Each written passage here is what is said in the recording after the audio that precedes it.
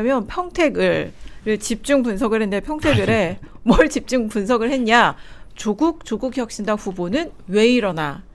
어떤 전략에서 일어나? 이거를 김정은 기자가 아주 오늘 이걸 하게 된 야심차게 준비해왔습니다. 네, 휴가 가기 전에는 반성문 쓰라 이 정도였거든요. 근데 갔다 와서 보니까 무슨 5만 가지가 다 터졌더라고. 맞아요. 그걸 다 공격하고 있더라고. 그래서 야, 이게 전선이 이렇게까지 확정된다고? 그래서 그냥 간단하게 그냥 저 반성문 이 정도로 넘어갈 줄 알았는데 뭐 사모펀드부터 시작해가지고 막 장난 아니더만요. 그래서 한번 정리를 해야겠다. 그래서 김용남 이 전 의원이 온갖 방송에 다 나와서 그 얘기만 하고 있어요. 지금. 오늘 투어하시잖아요. 오늘. 그러니까요. 네, 이슈 전파사 분발해야겠어요. 네. 이슈 전파사 대신에 지금 어디 다른 데 가시더라고. 자, 평택을에서 김용남 이제 더불어민주당 예비 후보 그리고 조국 혁신당 예비 후보 간의 설전이 이거 한계치에 다다르는 느낌이에요. 이거 선거 초반인데. 네. 네, 일단 그래서 최초부터 지금까지 좀 정리를 좀 해야 될 것 같은데요. 맞죠? 네. 최초 이제 공격이 언제 시작됐냐면은 보니까 이제 4월 23일 날 신장식 의원이 먼저 했더라고요. YTN 그 김준우의 뉴스 정면 승부에서 김용남 의원 같은 경우 오시면 민주당의 전통적 지지들 2019년에 서초동에 촛불을 들었던 평택 시민들도 꽤 많을 텐데 그분들의 마음이 어디로 갈까 궁금하다라고 했는데요. 이때는 사실 김용남의 공천 받기도 전이에요. 이러고 나서 4일 뒤에 공천을 받았거든요. 네. 근데 이게 보면은 시작부터 뭐 김용남이 오면 화면 바꿔주셔도 됩니다. 다시요. 그냥 제 얼굴이요. 보통 이제 경쟁 상대가 오면 누구 오면은 멋진 승부를 하겠다라든지 뭐 한번 일합을 겨뤄보겠다든지 뭔가 이제 의례적으로라도 긍정적인 멘트를 할 수 있는 건데 시작부터 뭔가 서초동에서 촛불 들었던 시민들 마음들이 궁금하다라는 건 이건 초장부터 이제 갈라치기 들어간다는 거거든요. 아니 근데 그 많던 시민들 왜 조국 혁신당 지지 안 해가지고 지지율이 1% 나옵니까? 그거는 뭐 별개로 치고 근데 어쨌거나 시작부터 뭔가 이제 갈라치기잖아요, 사실.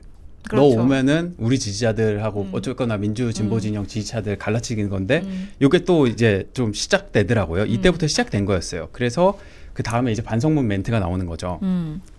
그날은 또 정춘생 의원도 함께 했을 거예요. 그 다음에 쭉 나옵니다. 이게 시작이었어요. 공격수였다. 네. 이제 그 사모펀드 관련 공격수였다는 거고 그때 무슨 조국 대권펀드 얘기하면서 했던 당시에 윤석열부터 시작해서 내가 펀드 전문가인데 딱 보면 이거는 조국 대사펀드야. 견적이 나와라고 얘기했던 그분들 다 어디서 뭐 하시는지 모르겠다. 반성문 쓰셔야 되는 거 아닙니까? 라고 이렇게 했다가 이제 27일에 김용남 공천 결정됩니다. 그러고 나서 이제 조국 대표도 참전을 하는 거예요. 어디서 참전을 했냐면은 당연히 김어준의 뉴스 공장이죠.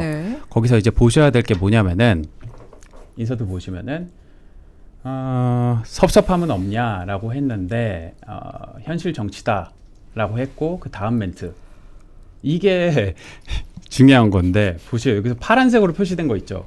이게 핵심 포인트예요. 그러니까 검사 출신이고 조국 저격했고 오랫동안 국민의힘 노선에 충실하게 활동했고 그들을 민주당에 입당했다.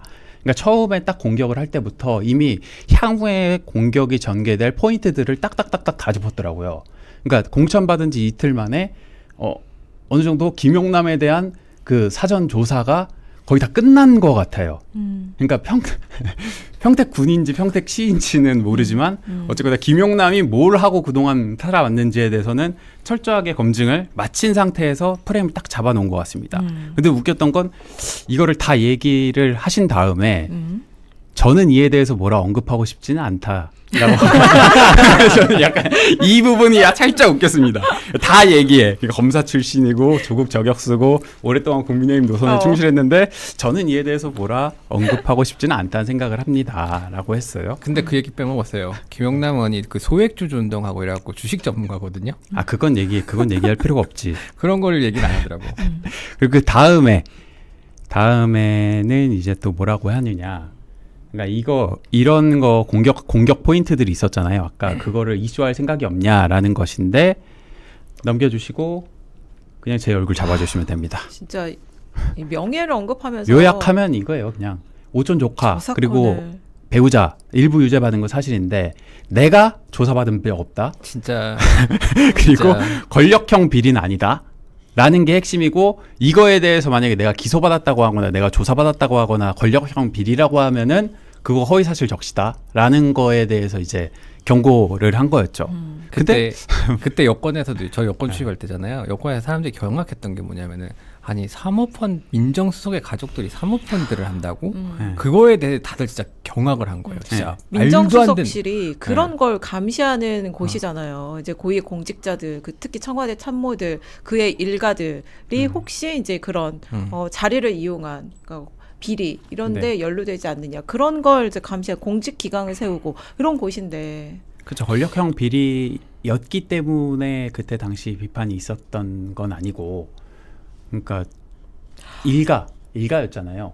어쨌거나 그 배우자와 오촌 조카 그 그게 사건이 연루됐기 시작된 때문에 게 이제 민정수석으로 종합적으로 있을 해서 때예요. 그런 비판을 한 거였는데, 물론 이제 저는 그때 당시 있었던 수사나 이런 거에 있어서 굉장히 과도한 측면이 있었다고는 생각합니다. 그거는 다들 공감대가 있을 것 같아요. 근데 어쨌거나 이거 하면은 이게 보시는 분들도 조심하셔야 될 것 같아요. 이거는 허위사실 적시 명예훼손이라고 정리를 했기 때문에 이거는 굉장히 강력하게 대응을 할 것 같습니다. 요구에 대해서 잘못 말하면요. 그래서 이거 가지고 한판 붙었었더라고요. 그러니까 조국이 최정점이다라는 말을 두고 그때 이제 김용남 후보는 나와서 이제 계속 해명하기를 네. 나는 조국 후보자가 아니라 조국 일가가 작전 세력의 최정점이라고 말했다. 그리고 당시 했던 문제 제기에 대해서는 조국 일가 유죄가 맞고 사실과 다른 말씀 드린 건 없다라고 얘기를 했어요. 근데 제가 팩트 체크를 해보니까 2019년에 8월 27일에 이 발언을 했는데 관련해서 요것만 딱 떨어놓고 보면은 조국 일가가 아니라 조국 후보자는 주식 작전 세력의 최정점에 있는 사람이라고 김용남 후보자가 언급한 거는 사실입니다. 그러니까 문자 그대로만 보자면은 김용남 후보의 주장이 틀린 거예요. 조국 후보의 얘기가 맞아요. 근데 다만 이거를 맥락을 떼어놓고 보면은 그렇게 볼 수도 있는데 전체 맥락을 살펴보자면은 조국 일가 얘기도 나오거든요. 그렇기 때문에 요거 하나만 놓고 보면은 그럴 수 있지만 전체적인 맥락에서는 조국을 저격하기보다는 이 전체의 그 조국 일가를 둘러싼 사모펀드 관련 의혹에 대해서 제기했단 말이죠. 그래서 이거는 누가 맞다 틀리다라고 얘기할 수는 없겠으나 현재로서 이거에 대해서 문제 제기를 하는 조국 대표는 사실 왜 이 문제를 계속 제기하는 건지는 사실 잘 모르겠어요. 그러니까 이게 본인한테 크게 도움은 안 될 거라고 생각하거든요. 본인이 먼저 얘기를 한 거예요. 그 권력형 비리 아니라고 얘기하는 것도 사실 그게 무슨 도움이 되는지 모르겠고 조국 일가인지 조국 후보자인지 최정점인지 그거에 대해서 왜 팩트 체크를 하는 게 본인한테 도움이 될 거라고 생각하는지는 잘 모르겠습니다. 그분들의 세계관에서는 그럴 수 있을 것 같아요. 그분들의 세계관에서는 조국 대표는 박해받고 그중에 그 박해한 대상이 박해한 주체가 김용남 전 의원이니까 그거를 상기하는 것 자체가 선거에 도움이 될 거라고 잘못된 판단을 내리고 있는 게 아닌가 싶어요. 하지만 분명한 사실은 사모펀드로 시작을 했긴 했지만 입시 비리로 유죄를 선고를 받았고 복역 중에 그러니까 확정 판결 받았고 복역 중에 이제 특사로 나왔는데 다시 출마를 했다는 거. 그렇죠. 이게 팩트죠. 사실 정말 윤석열 정권 때 김태호 강서구청장 네. 하고 비슷한 사례 아니에요? 맞습니다. 사면에서 근데 이제 김태호 구청장은 또 그 자리에 나온 거죠. 그러니까 정말 그 웃기는 짓을 그 윤석열 정권 때 정말 국민의 유권자를 뭘로 보고 그런 짓을 했지만 어쨌든 조국 대표도 지금 사면 받고 나서 바로 이렇게 선거에 뛰어드는 게 이게 사면이 죄가 없음을 인증해 준 게 아니라고요. 대통령이 이제 특별사면권 여러 가지 정치적 고려를 해서 특별사면권을 행사를 한 거예요. 근데 바로 이렇게 선출직 선거에 나오면 대통령도 좀 곤란해질 수 있는 거라고 봅니다. 알겠습니다. 다음으로 넘어가면은 네. 이게 이제 첫 번째 공세가 이제 조국 작전 세력의 최정점 이 얘기의 논란이었고 그 다음에 이제 인터뷰 중에 밝힌 내용인데요. 이것도 인서트 보여주시면은 검찰 개혁이고 다음 인서트. 그러면 박근혜 정부 시절에 한일 위안부 합의 용고했고요. 세월호 특조위 활동이 세금 낭비라고 하셨고요. 세 번째 이태원 참사의 원인을 그 전날 있었던 광화문 집회 용산으로의 행진이라고 하셨다. 그러니까 사실 오전에 29일 오전에 이미 향후 전개될 오늘까지도 전개될 그 프레임들에 대해서 공격을 어디 해야 된다는 거를 딱딱딱딱 다 정해놨더라고요. 그런 걸로 보여요. 사실 되돌아서 29일을 생각해 보면은 아무것도 그냥 조국 대표가 그냥 김어준 방송에 나갔다라고만 볼 수 도 있겠지만 네. 그날 했던 그 의혹들이 여전히 계속 작동을 하더라고요. 그래서 이날이 29일 오전에 이거를 딱 프레임을 잡아놨고요. 그 다음에 오후에 대변인 기자회견합니다. 그 다음에 이제 뭐 서왕진 의원이라든지 여러 의원들이 돌아가면서 이제 매일매일 그 소위 말해서 김영남이 이제 다구리를 까는 거죠. 그래서 나를 돌아가면서 그래서 언제 공격을 했나 일지를 제가 쭉 뽑아봤어요. 그랬더니 2일 빼고는 다 했더라고. 그러니까 조국 혁신당 의원들이 그냥 다 나서서 집중 공격을 그쵸. 하고 있는 거죠. 그러니까 검찰개혁 공격하고요. 위안부 공격하고요. 세월호 특조위 공격하고요. 그다음 이태원 참사 관련해서 공격하고요.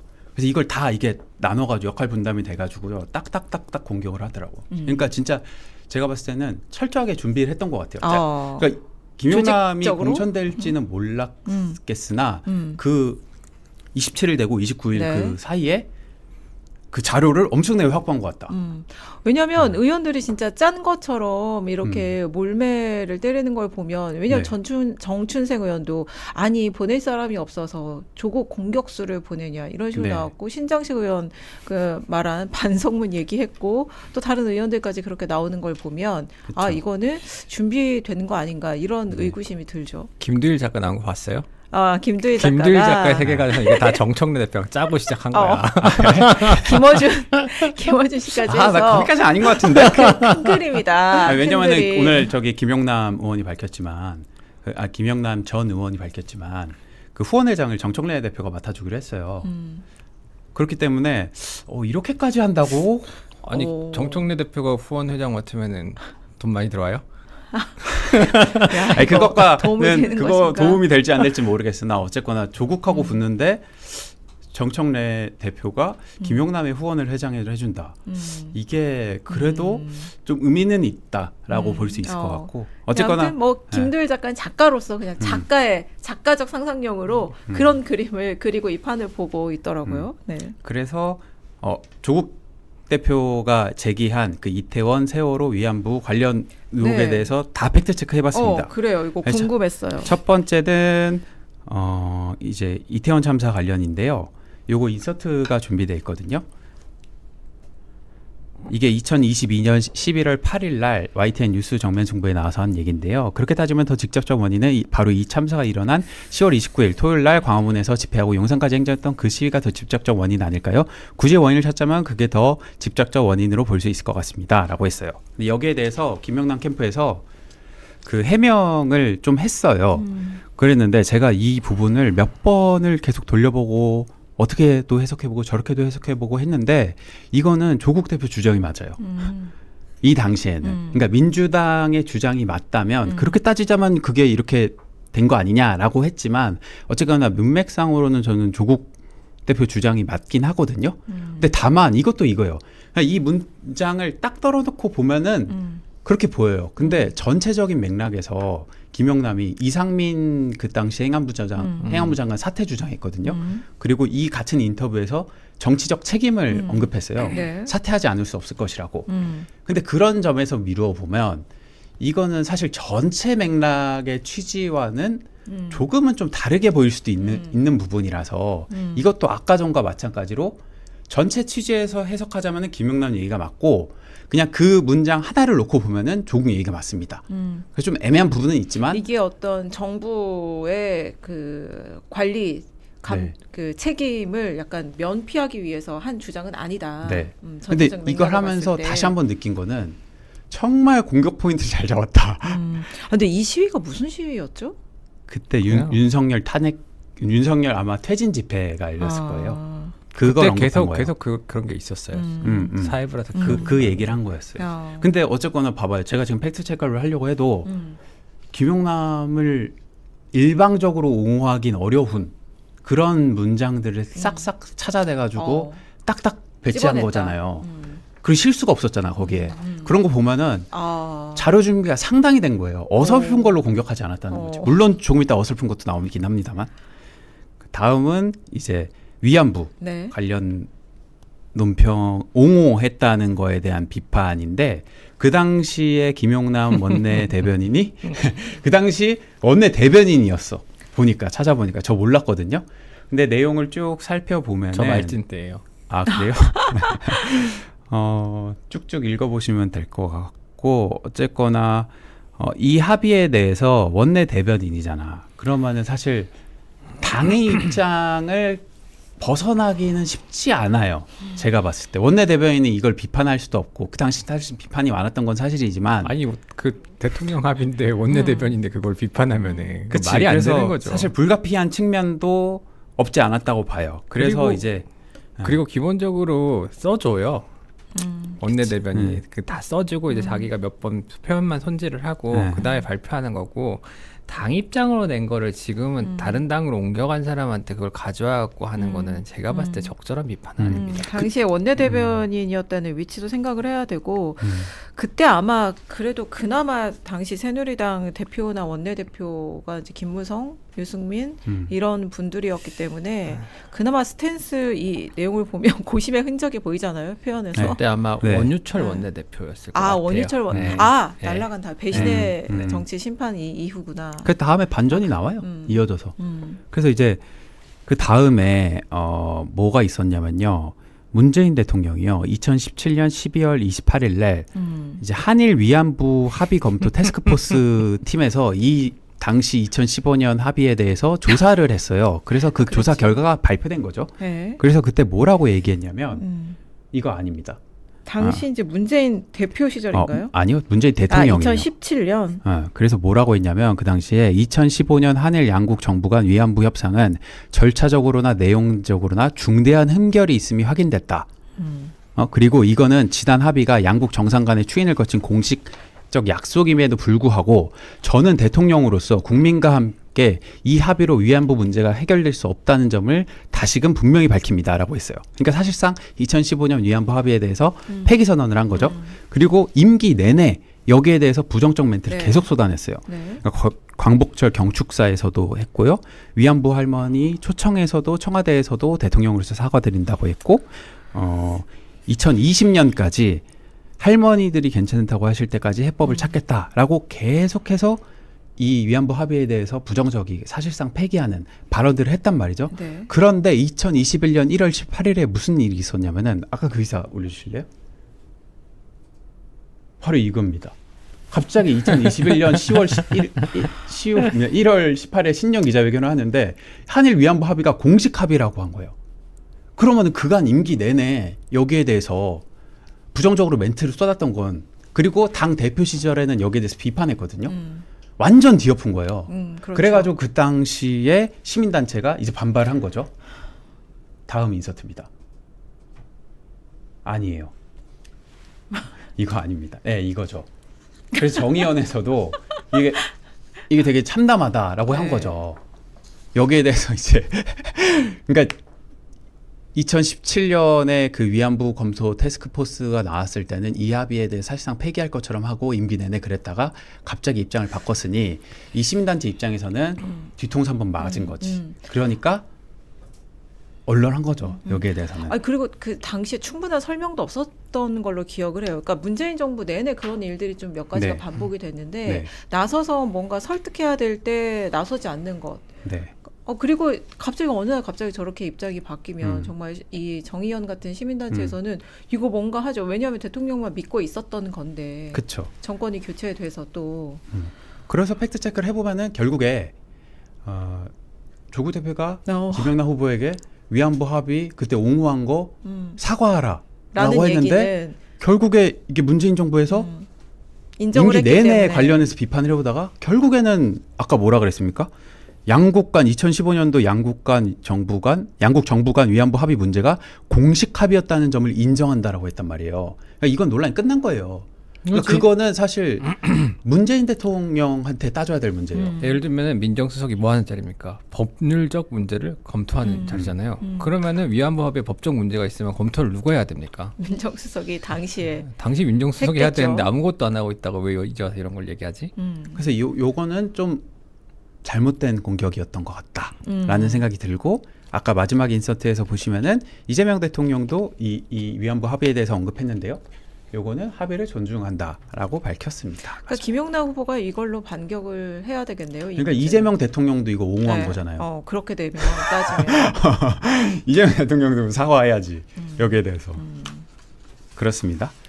그리고 이제 마지막으로 남은 게 이제 세월호 관련 얘기예요. 근데 요거는 그 당시에도 보니까 특조위 구성 관련된 논란들이 있을 때 라디오 나와서 한 발언들인데 이제 세금 낭비 뭐 이런 되게 센 표현들을 썼어요. 김용남 당시 이때도 원내 대변인입니다.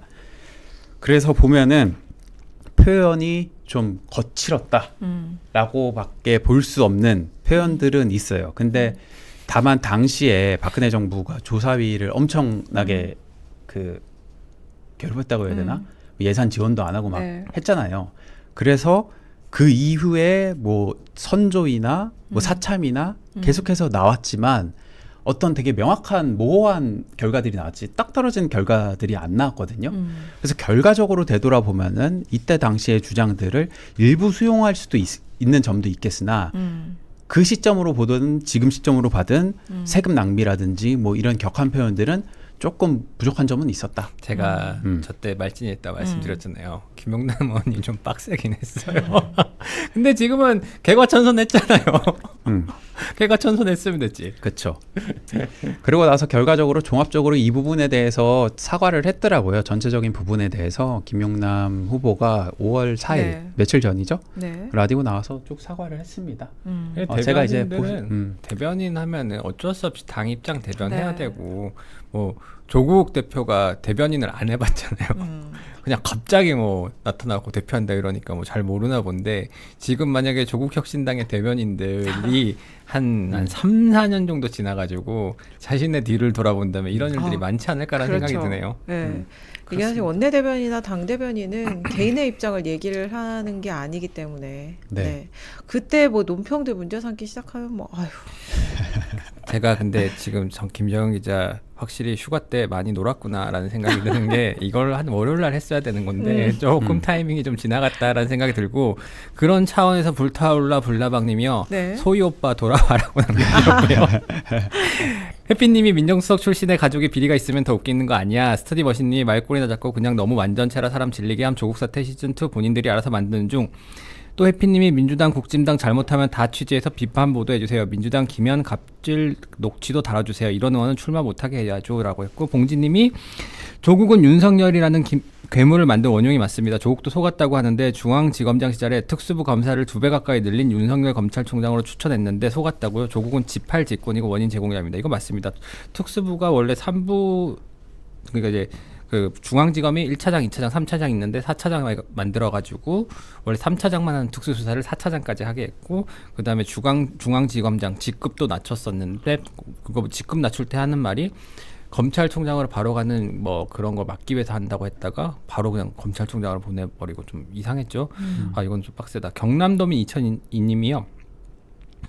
평택군 용남면 조지리 용방불패 힘내라. 평택을 조지면 조지리 용방불패 이겨라. 조국 정경심 부창부수 내로남불 위선자 특권의식 강남 좌파. 21도 알라사님이 지금 조국을 보면 이낙연이 보임. 봉진님이 김용남은 이재명 대통령이 영입한 사람입니다. 과거 모르고 데려온 것도 아니고요. 조국은 명팔이 하면서 김용남 과거 발언 가지고 공격하는 거 짜쳐요. 해피님이 조국 아무리 뭐라 나대도 울통님은 김용남 지지할 때 네가 왜 울통님 사진 갖다 쓰냐. 왜 쓰는 거예요? 그러니까 그거 그게- 다음에 나옵니다. 네. 바로 다음입니다. 그리고 미스터 로션님 조국의 치명적인 실수는 자신의 밑바닥을 국민들에게 들켜버린 것이다. 품격 있는 척, 똑똑한 척, 정의로운 척, 깨끗한 척만 잘하는 가식덩어리 조국. 그리고 스터디버시님이 이걸 후보가 속한 정당 차원이 아니라 출입 기자가 팩트 체크해주고 있다는 게 어이없음. 제가 이걸 한 이유예요. 왜냐면은 길일 동안 휴가 기간 동안 보는데 이게 계속 의원만 나오고 대응이 안 된다. 아무것도 정리되는 게 네. 없는 거야. 그러면 김용남은 여기서 무슨 얘기를 했고 그래서 이게 뭐가 진실인지에 대해서 아무도 그게 안 되더라고요. 후원회장 맡았으면 이런 것도 후원을 해줘야지. 백업을. 그래가지고 제가 그러니까 지난 이슈긴 아. 하지만 그 당시에 김용남 뭘 했고 지금 이렇게 주장하는 게 사실인지 아닌지에 대해서 판단해줄 필요가 있었다. 아, 그래서 그러니까 가져온 거예요. 민주당에서 안 해주는구나 커버를. 이거 뭐 아니 지금 없는데? 약간 보면 하정우 이제 부산 북갑 하정우 후보도 약간 이게 당에서 지원을 해주고 있긴 한데 실질적인 지원은 없는 것 같고 김용남 후보도 좀 답답해하는 게 뭔가 혼자 뛰는 느낌 이런 게 느껴져요. 그래서 그쵸. 후보도 좀 답답한 것 같고. 강성필 대변인님이 엄청 열심히 해주시는 것 같아요. 그러니까요. 후보가 그랬다고 하니까.